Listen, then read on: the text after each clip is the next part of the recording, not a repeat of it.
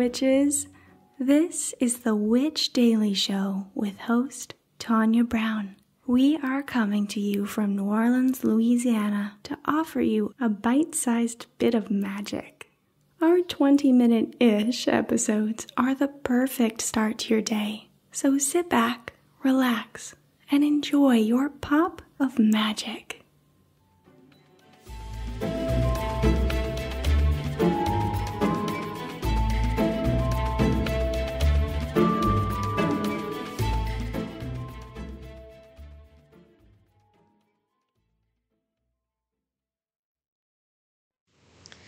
Good morning, witches. It is September 13th, 2021. It is Monday. I am Tanya, and this is the Witch Daily Show. I still don't have my equipment. Hopefully things are normal by next week. Today's episode is brought to you by Tuddy Learns About Witches. So, let's get your day going with a little magic. Our quote from today is from the Busy Witches 2022 planner. If the plan doesn't work, change the plan, but never the goal. Author unknown. All right, so we're not doing tea today because I am currently displaced and I do not have my tea available. But let me tell you, I am anxious to get back to it. Moving into some headlines. Today is actually Defy Superstition Day. This is one of those fun holidays that I like to kind of bring up because they're a hoot. And almost every day has a fun holiday. So I highly recommend making it a part of your routines. Like, look these up. I share the ones I think are fun and relevant to the podcast. But I like celebrating. I like things. I like holidays. I like fun stuff. One of my big kind of mottos has always been like, I don't care if someone wishes me a happy festival or holiday that isn't a part of my culture or that I don't do, right? Because who cares? Just have fun. Let people be happy and enjoy themselves and celebrate and have a good time. You know what I mean? So, this is a holiday that is always held on September 13th. Defy Superstition Day is your opportunity to break those superstitious beliefs that you have been living with most or all of your life.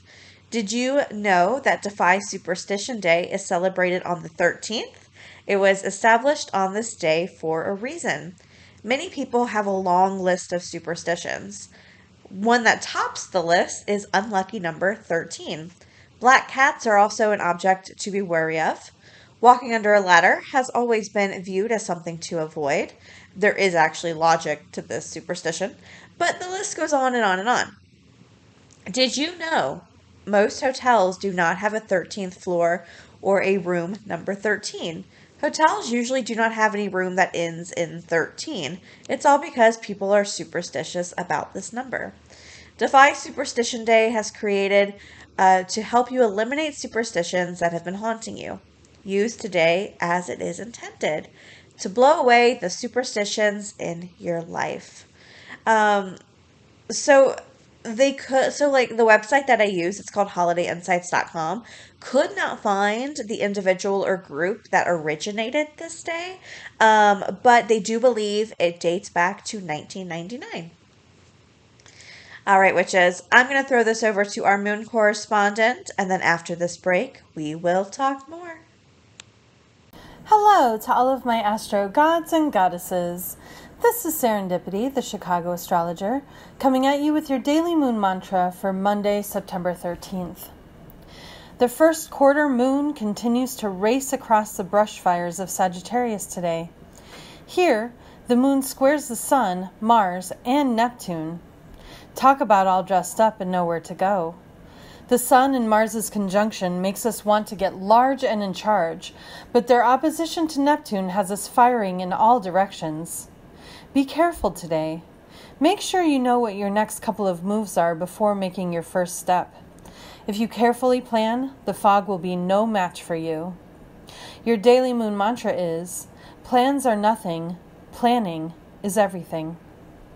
This has been your Daily Moon Mantra with Serendipity, the Chicago astrologer, signing off and reminding you that you are in charge of your own destiny. Hi witches, I'm so excited to share with you a new book, Tutty Learns About Witches. This is a children's book for ages 4 to 8, for children to learn about witches in their lives. Tutty does not know everything about her dear Aunt Alice. Tutty is a child who visits her aunt only to discover that she is a witch. So here's the thing. You can get it on Amazon in paperback, or you can download it for free at tuttytheseries.com. It is free to anyone who wants to download it, and it is on Amazon if you want to get the paperback or Kindle version. So check it out. It's great for kids in our lives. It was written by myself and illustrated by Pisces Keo.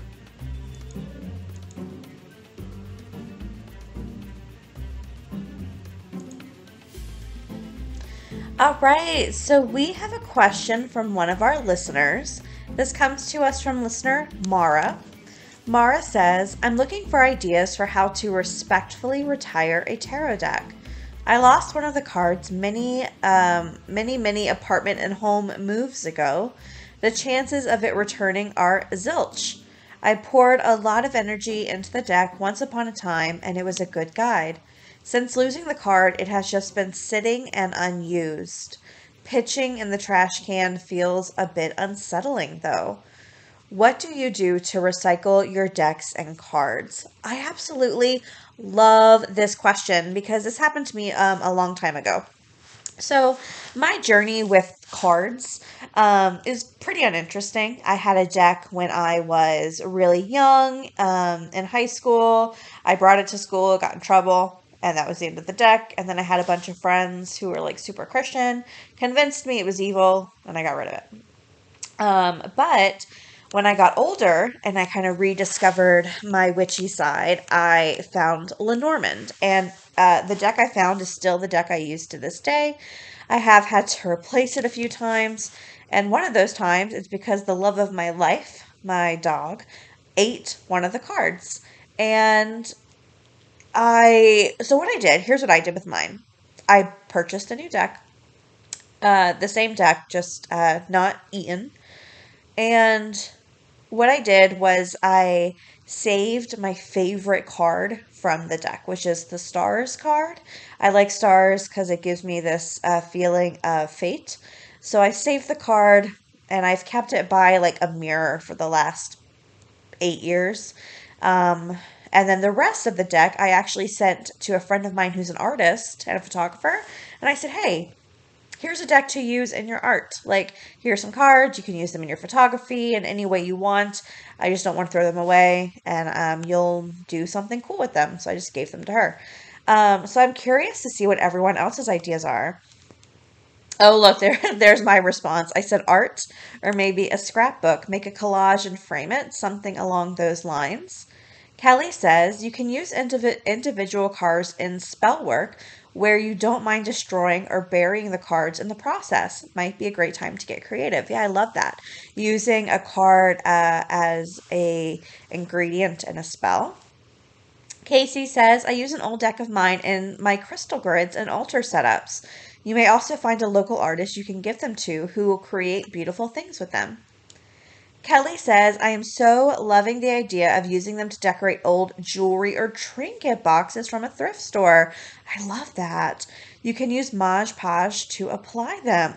I am obsessed with this idea. Now I want to do it. Cassandra says, I have a friend that includes one in each order. She has a couple of decks that are either missing cards or is no longer connected, and she does a pull for each order and she packs them. I've actually done that. Sometimes Which Way Publishing will do free Goodread giveaways. It's usually 10 books, and I'll almost always include a card in one of the books. Then Cassidy says, so when I was in the Army, I got to participate in a ceremony at the VFW where we ceremoniously burned ragged American flags. It was so powerful, and the burning of something important felt so symbolically powerful. It's called Retire by Fire. I don't know if there are any negative implications of burning a tarot deck, but that's the first thing that came to my mind. Yeah, I think this is a really fun conversation. I would love to know how our listeners have retired decks in the past. And I love the idea of Mod Podging uh, like a box. That's so fun. All right. Let's see. I think we have some follow up or feedback. This comes to us from listener Ashley. Ashley says, "Hi, everyone. I was inspired by the episode Reset Routine to seek tips and advice when feeling a bit of a rut. I've been a bit lost feeling and out of touch with my career life path. Myself, a little disconnected from my partner, too. So I'm scattered, foggy, you name it. I'm taking a trip to visit my parents for Father's Day, away from my city life by myself. I decided to stay a few extra days to really center and ground and meet a balance. What do you do to recenter? I'd love to hear everyone's rituals, tips, etc. I didn't bring much, just tarot cards, pendulum, and incense. I hope everyone has a great Sunday." Let me tell you, I don't know if it's me or everyone else, but I get like my life gets turned upside down so easy. Like one thing in my routine can like get messed up and suddenly I am adrift. Like I really struggle, and that's why I'm so crazy about routines. I'm sure you've heard me mention routines a million and a half times. It's because I get topsy-turvied so quickly. So routines are kind of like that stabling force for me to feel like I have some control over my life. So I'm constantly creating new routines. Now, let me be honest with you. When I stick to the routine, is it helpful? Yes. Am I good at sticking to my routine? No. But just the act of creating a routine it makes me feel control over my life. I guarantee the moment I am back at my home, I will create the most intricate routine in existence. Um, but this is a great question, and I would love to know what people think. Like, how do you recenter? Um, Kelly says, if you can get away to the woods or park or something, I walk barefoot, talk to the trees, run my fingers over moss, and just connect. If you're going to be with family, I've always loved to look at old pictures, listen to old stories, and find out new things about ancestors. Rafi says, I love to just sit in silence and let my thoughts kind of flow. I'm an overthinker, and still, with the elements, help me gather my thoughts and get a game plan. So, yeah, I hate feeling upside down and topsy turvied. And like right now, time, since we evacuated, time doesn't exist. Like, I was aware enough to like release the magazine, but like I remember those like week or week and a half where we were like driving and evacuating, like time meant nothing. And it still kind of feels like time meant nothing. I can't believe we're almost halfway through September. I didn't even get to finish August. You know what I mean? So like I definitely understand this feeling. Um I think it'd be really fun. I'm like now because I love making routines. Now I kind of want to see if I should make like a spreadsheet or something to like help other people make routines. It's something I'm gonna think about and uh, focus on. It won't be until like October because I'm so behind on work with this whole situation. But I would love to like create a routine resource. You know what I mean? All right. So let's see. Moving on to a little magic. So this isn't today. This is actually going to be on Wednesday. But since Wednesdays we typically don't have an episode or it's an interview episode, I thought I would share it today. So let's see. Is this today? Wait a minute. Let me double check. Oh, wait, no, this is on the 21st. Why am I talking about it today? Who can say? I guess I just decided I was talking about it today. So, next week is the Chinese Moon Festival or Mooncake Festival. So, again, this comes to us from Holiday Insights. The 15th day of the 8th lunar month, So so for 2021, it's going to be September 21st. The Chinese Moon Festival is one of the biggest annual holidays in China. It is also called Mooncake Festival or Lantern Festival. According to Chinese legend, it is the birthday of the earth god Tu Ti Kung, and Chinese Moon Festival or the Mooncake Festival is a celebration of the autumn harvest. It occurs when the moon is the brightest and the highest in the sky. This celebration is one of the oldest holidays in the world, dating back thousands of years. Early celebrations included worship of the moon as a god. Today, the Chinese Moon Festival is celebrated as a national holiday in China and many other Asian countries. People take the day off of work, they view the moon, they cook and enjoy family and friends. Making, giving, and eating mooncakes is a tradition on this day. Mooncake pastries are thick and dense. They can be filled with a variety of things. Mooncake fillings are not usually sweets. It is often filled with beans, nuts, or seeds, but recipes do vary. So, I think I wanted to talk about this so early so that if you are someone who does like to learn about other cultures and their celebrations, you had time to kind of catch up on this. I saw a great video, I want to say a few years ago, about mooncakes. So I'll probably post it on the Facebook group. So if you're curious and want to learn more, you can check it out. All right, witches. So we are wrapping up this episode of the Witch Daily Show. I do want to give a shout out to listener Sherry Dawn. Sherry, you rule-breaking, pretty woodland fairy. Oh, no, it's just Sherry. I'm sorry. Sherry, you rule-breaking, pretty woodland fairy. I also want to give a shout out to listener Dawn Howard. Dawn, you sweet, luminous vampire slayer. I also want to give a shout out to Brianna, you glowing, beautiful dragon. Thank you three so much for being Patreon supporters. I really, really appreciate you. We also have our winner for the Dreamscape Oracle deck. Our winner is listener Moth. So Moth, I will email you for your address, so be on the lookout. And then finally, before we leave, we do have a card pull. I'm not going to lie, I'm really loving this deck. The meanings are so deep, and I just really enjoy. So, our card today is Greet the Darkness from the Seasons of the Witch Samhain Oracle. Keywords are self and inner truth. So, let's see. Darkness. You might get a sense of terror from what you can't see, but not all hidden things are bad. There are many things that you cannot see that hold the secret to life, abundance, and renewal. Like the lotus flower that blooms from the darkness of muddy waters, there is beauty in the darkness for those who know where to look with their heart. You have pulled the Greet the Darkness as a call to go deep into the dark corners.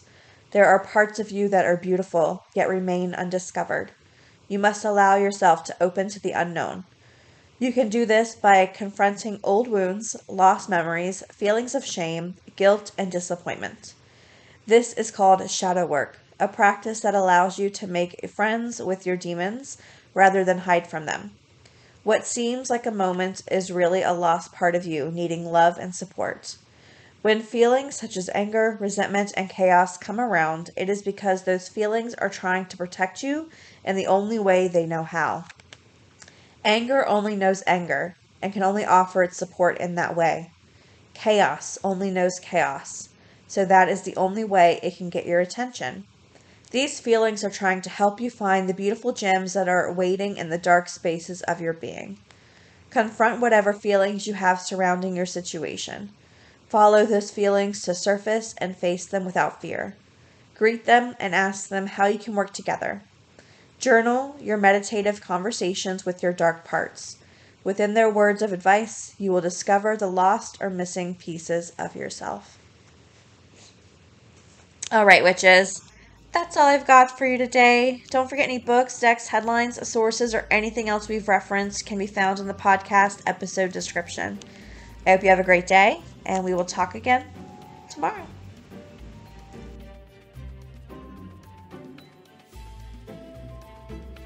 Witches, We hope that you have an amazing day filled with magic and inspiration. If you'd like to support the podcast, head on over to our Patreon. Need a support system? Find The Witch Daily Show on Facebook and our website, witchdailyshow.com.